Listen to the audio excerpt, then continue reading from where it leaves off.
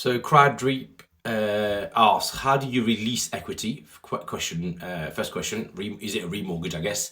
And if so, and it's fixed, don't you pay early repayment fees, etc.? You also need to have a job for a mortgage. So for lots of questions here, so I'll try and answer most of them. So how do you release equity? Yes, it is through remortgage. So the idea is you buy property A here, and then over time, property A goes to that level. So you get that increase in value. You can take that out as a equity release. So let's say, for example, you bought a house at 400,000, you put 100 grand down. Over time, that 400,000 pound house becomes 600,000. You can then release that equity of 200,000 out, pull out your money that you invested initially, and then use it for another property, for example, or do something else with it.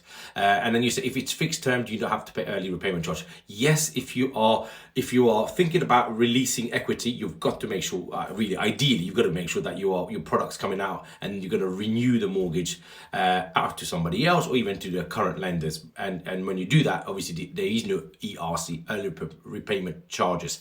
But if you are still tied in within that mortgage terms, you will be hit with ERC. And they, roughly speaking, if you take a 5-year fix, on average, most lenders will charge you 5% to exit in the first year, 4% in the second year, 3% in the third year, and so on and so forth. So you get to like year 2, and year 1, you're probably being charged 2% of the loan value.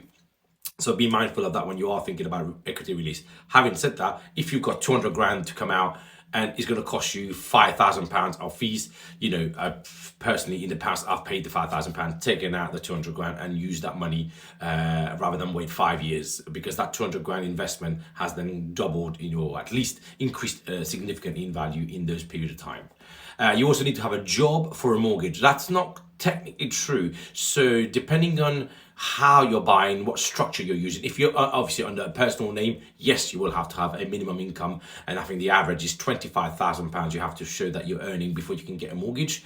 But if you are, like a lot of us now, a limited company directors, and the property is worth the value that you say it is, you put your deposit in and the numbers stack up. So the rent that you get versus the mortgage that you're paying that stacks up, and the stress test that's done is fine, then there are lenders out there that will lend you money to buy that property and then run it as a buy-to-let, a HMO, any other type of property service accommodation, etc., etc. So hope that helps, and let me know what you think.